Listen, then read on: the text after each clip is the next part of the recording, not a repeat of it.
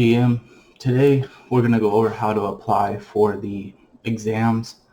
I'm going to walk through some steps, some important updates regarding the platform, and let's get into it. So first you're going to start off, at the drinking water or the wastewater site through the State Water Board, and the operator certification system here. It's called the OCIS, is the OpCert, which you'll click on and go to here.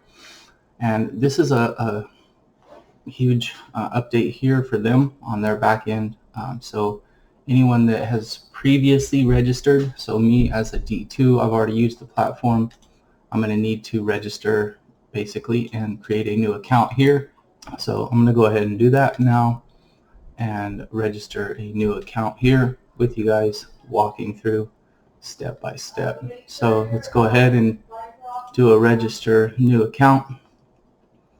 Account registration. Have you ever submitted an application, taken an exam, or applied for a certification from the Wastewater Board? I'm going to click yes. You will click no. If this is your first time, if you're returning, yes, you'll click yes as well. And then register by email. Obviously, that's what I've used before. So on my certificate, I'm going to go ahead and put my personal information here. If you guys want to bother me with emails, sure. I already get a ton of spam emails anyway, so no worries. I'm going to go ahead and gather the code real quick from my email off my phone right here.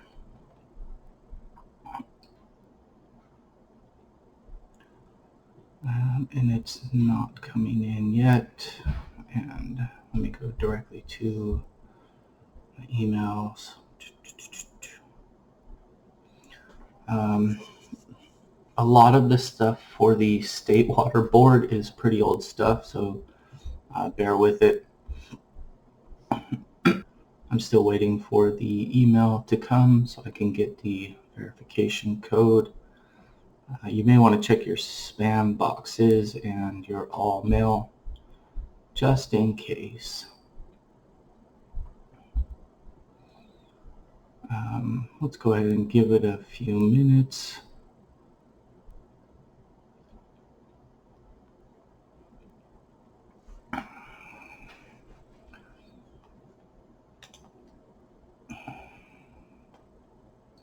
And there it is. So let's go ahead and enter the number, or rather the code. I don't care that you see it. It's going to be no good after this and by the time you watch this video. So here I will go ahead and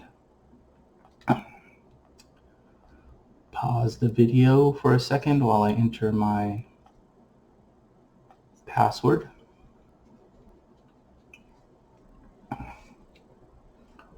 Okay, went ahead and entered my password. Let's go ahead and confirm.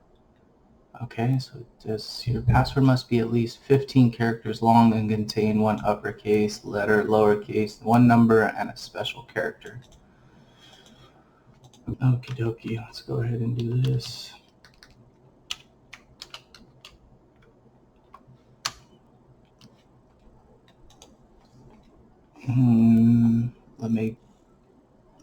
Alright, let's see, this one should work. There we go, account creation successful. Now we're going to go return to the home page and log in.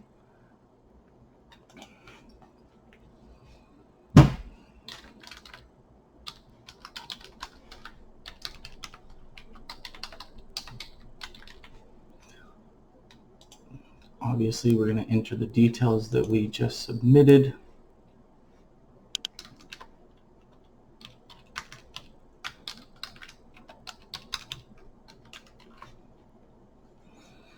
And so we're going to use multi-factor authentication. Quick security tip here. If you use the Authenticator app, make sure you don't have it backing up to the cloud. I mean, because then if a hacker actually gets into your whole Gmail account, they have your backup codes in your cloud account. So what we want to do is use one of these. For now, I'm just going to use a simple phone. Actually, I'll just get an email since you guys have already seen my email. I'm not giving my phone number out too.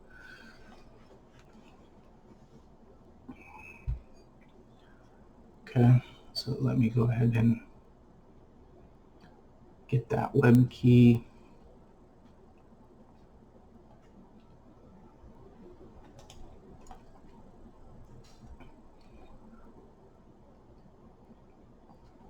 Now let's go ahead and verify the code.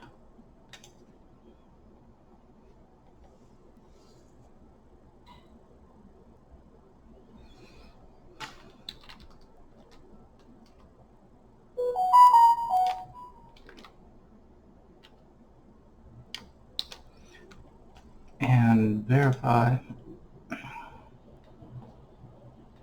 What? That's the code. Okay.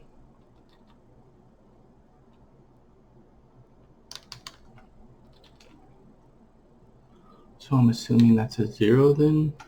E1P. Maybe that's what the matters. It's a 0, not a. Okay. Oh, so the O's are not O's; they're zeros. Just a heads up.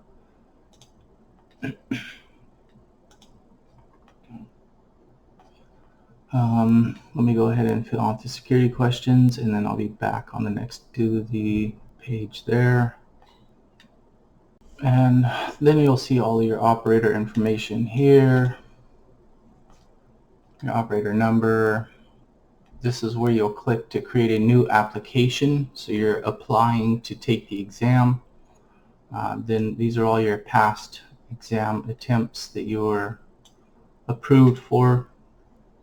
Anything for wastewater would be here, distribution is here, and then just regular drinking is here. And this is why I said I won't be going over collections and cross-connection instrumentation or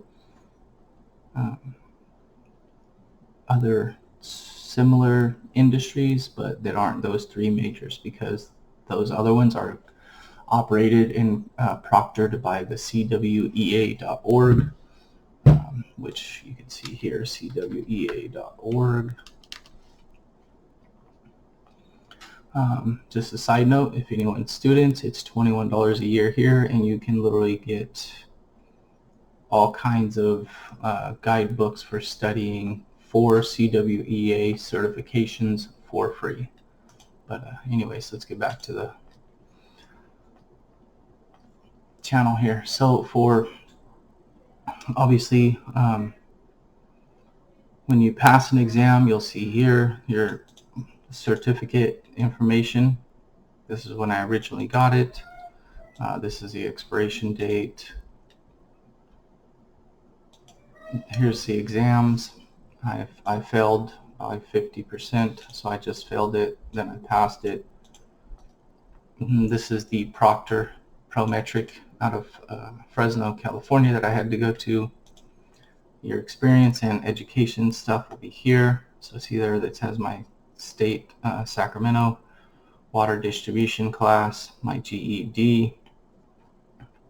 So let's get to creating a new application. I'm going to walk you through the steps to successfully do it. So here you're going to have your information, make sure that it's correct. If not, you have to change it here. And then from here you need to pick either wastewater, distribution, or drinking water. Whichever one you want, doesn't matter. Let's go with distribution. Application type, you're applying for an exam, obviously, because that's the only thing there. And then you need to pick your grade levels. So I would be going for a grade 3, for example. Then you hit next. Minimum qualifications for examination. Then it tells you all the details that you have to meet here for being eligible to apply for that. And then, yeah, so here you will be able to upload your required proof for completing it with the high school diploma. Again, the gentlemen at the water board do review these documents manually, so don't try and cheat the documents, making up fake documents or anything like that. It's not worth it. It's also penalizable by a fine of up to $5,000 if they so choose to investigate or prosecute, and that is at their sole discretion. So if they get annoyed enough by it, I'm sure they probably will, and it's just not it's not cool. We don't want you in the industry anyways if you're trying to fake documents already before you even get in the industry. It's a really nice, clean, honest, and integral industry. I really like it versus the industry I just came from, which is internet marketing, where most people are savage. Just put it that way. Do you have a disability? No. Let's get back to this. Have you completed 2 36-hour continuing educations? Yes, I have. I'm actually going to apply to a different one. So let's go create a new application. I'm going to apply to take my T3 Wastewater exam, grade 3. Let's go with that. And see how it's different. So this is the expected fee for your exams, $539. Yeah, some of these exams are not cheap, especially when you're going to 3, 4, and 5 levels. But by then you should definitely be making enough money. This is no worries. The level 1 distribution operator and level 2 distribution operator, I believe it was like $150 or so for me to take my distribution operator exam, and I had to do it twice, so yeah, it was roughly $300+. So here they want personal information, legal photocopies, payments of all fees is required. A link will be provided to a third-party payment platform, and this third-party payment platform is really kind of janky, shall I say. It's kind of old. It's not janky really, but it's old. Did you graduate from it? Yes. Do you have an ADA Title I disability? No. Have you completed training in math, water? Yes. Have you completed college or coursework in math, water, biology, engineering? Yes. I would like to be added to the mailing list and receive emails from the operator certification. Yes, why not? Keep me up to date. Exam application fees are non-refundable, guys, so don't play around. Make sure it's what you want and you're eligible for the first time. As it says, it's non-refundable. Did you graduate from a high school diploma? Yes. I thought I clicked yes on that already, but anyways. So then we go yes. A copy of your high school diploma or equivalent, they already have it. Copies of certificates of completions with your user's name, instructor's name, and signature. Course provider's name, which would be the college or entity that proctored the learning environment for you. Course name and the number of hours of instruction or CEUs earned. A copy of your official college transcripts to verify your education. And the limit size is 25 megabytes. Make sure that whatever you have is in these, and if you don't have it, just go ahead and type something like, I don't know, Excel to PDF or something like that. And you'll find plenty of online converter docs.